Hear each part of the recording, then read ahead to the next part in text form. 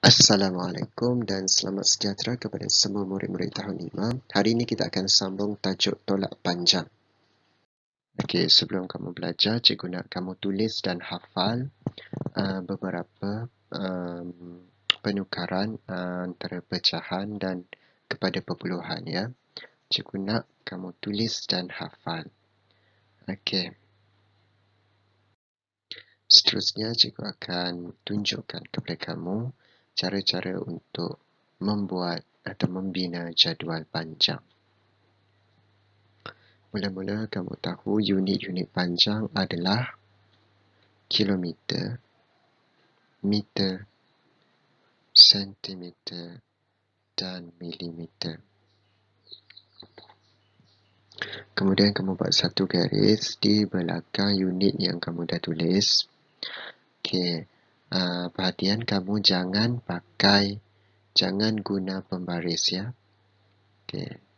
Tak apa kalau garisan kamu tidak lurus, tapi kamu tak perlu guna pembaris. Nanti dia akan bagi kamu lambat. Okey, buatkan titik perpuluhan yang dimiliki oleh unit-unit panjang. Setiap unit panjang memiliki satu titik perpuluhan. Okey, lepas tu kamu tahu, kamu tulis satu dari belakang. 1, 2, 3. Okey, untuk milimeter dia cuma ada satu ruang, satu kawasan. Satu nombor sahaja boleh tulis. Okey. Kalau ada lebih, kamu kena gerakkan dia pergi sentimeter. Untuk sentimeter pula ada dua nombor boleh tulis. Jadi kita perlu belah dekat sini. Supaya dia boleh memuatkan dua nombor. Untuk milimeter ada 3 nombor, jadi kita kena belah kecil lagi supaya boleh memuatkan 3 nombor. Okey, ini adalah jadual panjang yang kamu boleh guna dalam menjawab soalan berkaitan panjang, terutama sekali penukaran unit panjang. Okey, kita teruskan lagi. Okey. Cikgu nak kamu buka muka teks, muka surat 184. Okey, dekat muka surat ini, kamu boleh tengok ada dua jambatan. Jambatan Angkat Terengganu dan juga Jambatan Pulau Pinang. Okey, panjang Jambatan Angkat adalah 638 meter. Manakala panjang Jambatan Pulau Pinang 13.5 kilometer. Jadi unit dia tak sama. Satu dalam meter, satu dalam kilometer. Okey, kita kena tukar unit. Sama ada nak tukar unit dalam kilometer ataupun dalam meter. Okey, mari kita baca soalan dulu. Berapakah lebihnya panjang Jambatan Pulau Pinang daripada Jambatan Angkat Terengganu? Jadi kalau kita nak cari berapa lebih panjang Jambatan Pulau Pinang daripada Jambatan Angkat adalah kita kena ambil Jambatan Pulau Pinang yang lebih panjang tolak dengan Jambatan Angkat yang lebih pendek. Dalam soalan ini 13.5 km tolak 638 m sama dengan berapa kilometer? Jawapan, berikan jawapan dalam kilometer. Okay, jadi kamu boleh gunakan cara yang dalam buku teks kamu ataupun kamu gunakan cara yang cikgu ajar, iaitu menggunakan jadual. Okey, jadual panjang.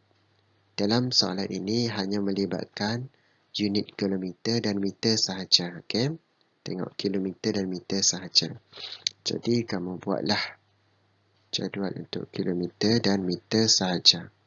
Untuk unit-unit lain tak payah buat. Kalau nak buat pun tak salah juga, tapi kamu bazir masa. Okay, simpan perpuluhan. Kamu kena ingat meter ada 3 bahagian. Jadi kamu bahagikan dia kepada 3 ruang.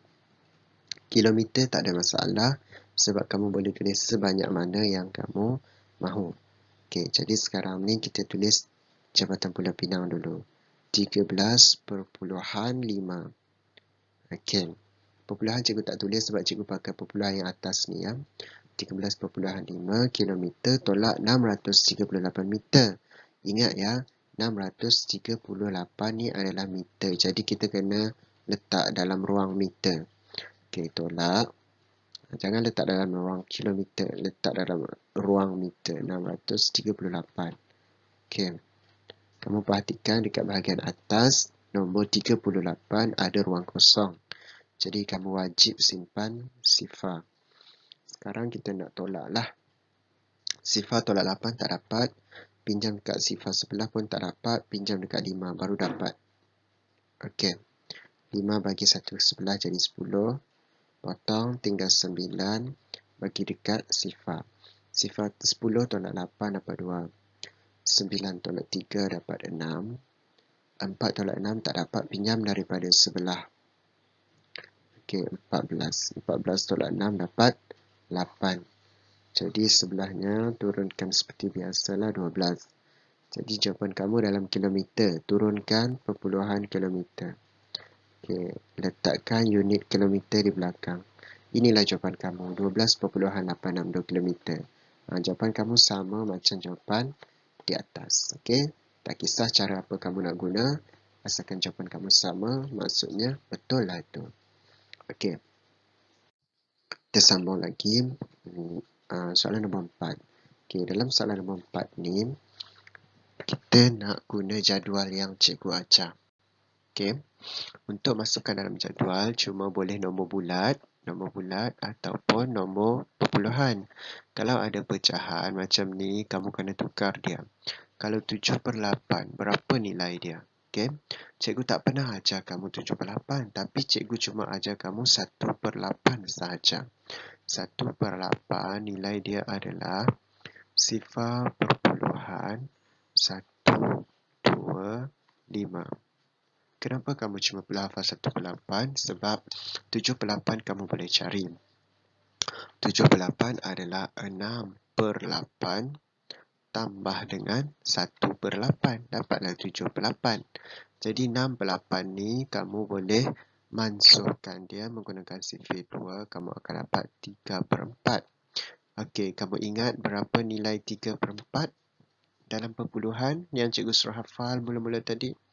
Okey, nilai dia adalah 0.75. Jadi 0.75 kamu tambahlah dengan 0.125 dekat atas tu supaya dapat 7/8. Okey, ada ruang kosong dekat atas, kamu letakkan sifar. Okey, kamu tambah macam biasa. 5 tambah 2 dapat 7. 7 tambah 1 dapat 8. Okey.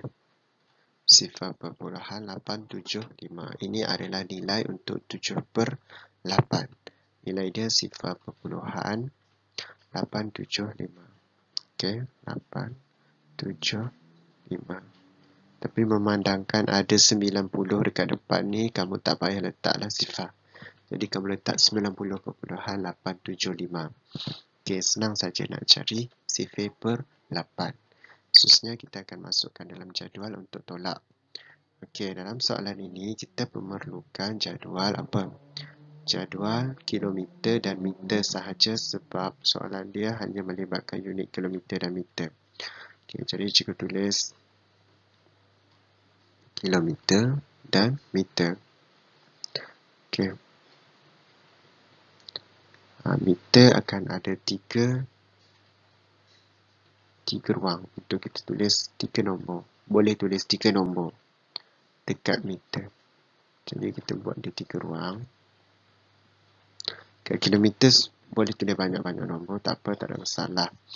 Okey, jadi kita tulis 90.875. Okey, tolak 34.3. Kita tolak 34.3 dulu.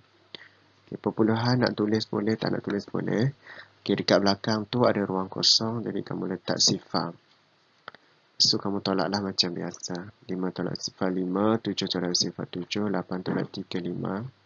Sifar tolak 4 tak dapat, pinjam sebelah. Okey. Okey, 10 tolak 4 dapat 6. 8 tolak 3 dapat 5. Lepas tu, kamu tolak lagi sekali. Lupa cikgu nak letak simbol tolak. Okey, simbol tolak. Okey, tolak lagi sekali dengan 1180. Apabila dia ada sampai 4 digit, padahal dekat meter cuma ada 3 ruang. Satu yang dekat depan ni kamu boleh simpan dekat ruang kilometer. Okey. Jadi 118 simpan sifar. Okay? Kamu jangan simpan kat belakang. Tak boleh. Jadi 5 tolak sifar. 5. 7 tolak 8. Tak dapat, pinjam sebelah. 17 tolak 8. 9. 5 dah bagi pinjam. Tinggal 4. 4 tolak 1. 3. 6 tolak 1. 5. 5.